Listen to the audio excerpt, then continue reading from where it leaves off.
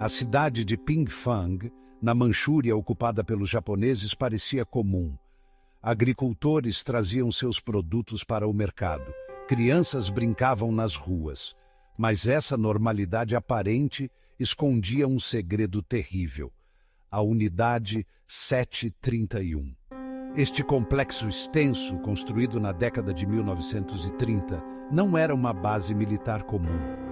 Era uma instalação dedicada ao tipo mais horrível de pesquisa científica: guerra biológica e química. Milhares de homens, mulheres e crianças, a maioria chineses, mas também russos, coreanos e outros, foram mantidos prisioneiros. Eles eram a matéria-prima para experimentos grotescos que chocariam a consciência da humanidade. O homem no comando era Shiro Ishii, um médico brilhante, mas ambicioso, que ascendeu rapidamente na hierarquia do exército imperial japonês. Ishii acreditava que o destino do Japão estava no domínio militar e que as armas biológicas eram a chave para alcançá-lo.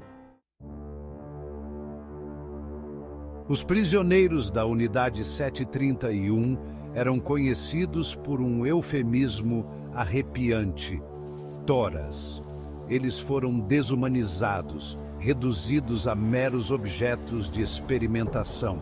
Seus nomes foram apagados, substituídos por números. As condições dentro do campo eram terríveis. Os prisioneiros eram amontoados em celas apertadas e insalubres, frequentemente infestadas de vermes. A comida era escassa e de má qualidade, projetada para enfraquecer ainda mais os prisioneiros. Doenças eram galopantes, mas o tratamento médico era inexistente. Os soldados japoneses que guardavam a instalação foram doutrinados com um senso de superioridade racial. Essa desumanização tornou mais fácil para eles infligir sofrimento inimaginável às suas vítimas. O silêncio que pairava sobre a Unidade 731 era quebrado apenas pelos gritos dos torturados e pelos gemidos dos moribundos. A extensão total dos horrores infligidos na Unidade 731 ainda é desconhecida. Os militares japoneses destruíram muitos dos registros quando a guerra chegou ao fim. Mas restam evidências suficientes para pintar um quadro arrepiante de depravação. Vivissecção, a dissecação de seres vivos, era uma prática rotineira. Prisioneiros eram abertos vivos, muitas vezes sem anestesia. Seus órgãos eram removidos e examinados, mas a vivissecção era apenas a ponta do iceberg. O legado da Unidade 731 lança uma longa sombra sobre a comunidade científica. Os experimentos horríveis levantam questões éticas profundas sobre os limites da investigação científica. Após a guerra, alguns pesquisadores receberam imunidade em troca de seus conhecimentos. Argumentava-se que essa informação era valiosa demais para ser perdida. Alguns dados foram parar em livros didáticos de medicina e trabalhos de pesquisa ocidentais. O fantasma da Unidade 731 serve como um lembrete constante dos fins mais obscuros da ciência. A decisão dos Estados Unidos de conceder imunidade a alguns pesquisadores da Unidade 731 permanece profundamente controversa até hoje. Os defensores argumentavam que a informação obtida era inestimável na luta contra o comunismo. Os críticos argumentam que essa decisão equivaleu a uma traição às vítimas da Unidade 731. O fato de alguns desses pesquisadores terem tido carreiras de sucesso na academia e na medicina após a guerra só aumenta a sensação de injustiça. A concessão de imunidade aos pesquisadores da Unidade 731 é uma mancha no registro histórico. serve como um conto de advertência sobre os perigos de priorizar a conveniência política em detrimento da justiça e da responsabilização. A história da Unidade 731 não é apenas uma história sobre os horrores infligidos por uma nação a outra. Também levanta questões desconfortáveis sobre o papel do Ocidente, particularmente dos Estados Unidos, após a guerra. A decisão de conceder imunidade a alguns dos pesquisadores da Unidade 731 foi impulsionada em parte pelo desejo de obter acesso ao seu conhecimento sobre armas biológicas e químicas.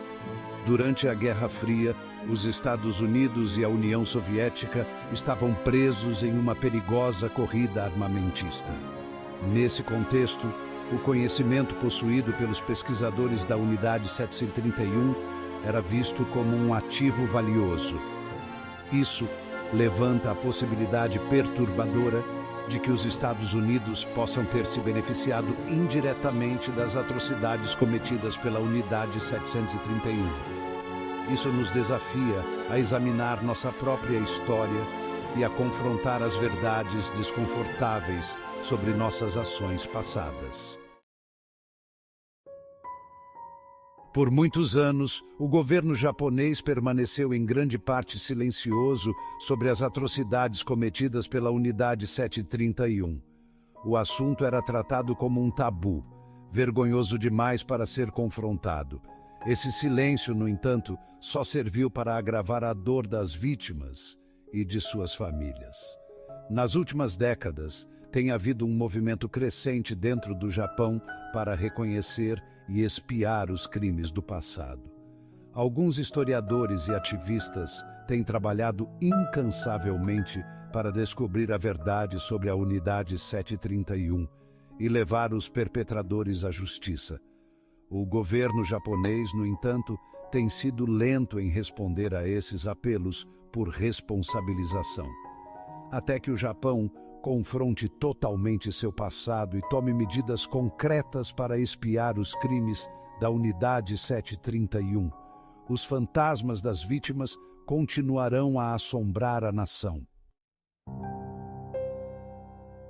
É tentador, quando confrontados com os horrores da Unidade 731, descartar os perpetradores como monstros. Mas essa visão simplista ignora a complexa realidade de como pessoas comuns podem se tornar cúmplices até mesmo dos crimes mais horríveis. Os médicos, cientistas e soldados que trabalharam na Unidade 731 não nasceram monstros.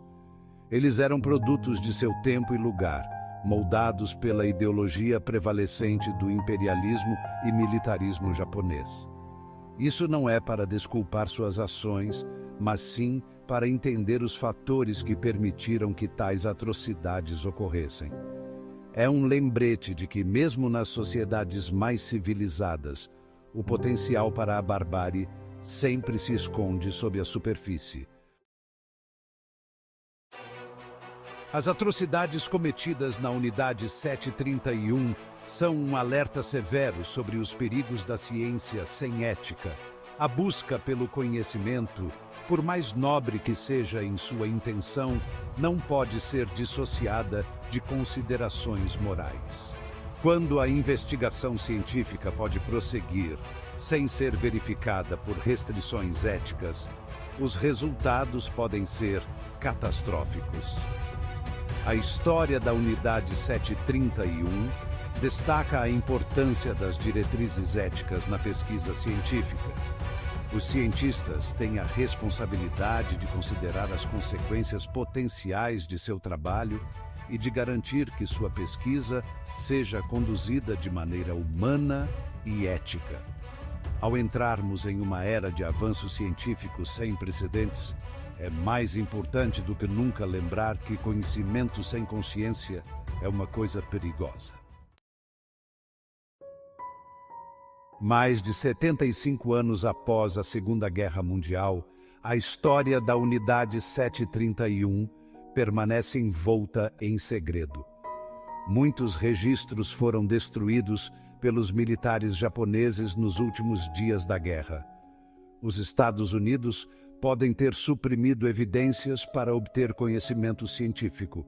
A falta de um relato completo alimenta especulações e teorias da conspiração. A busca pela verdade e justiça deve continuar, confrontando verdades desconfortáveis.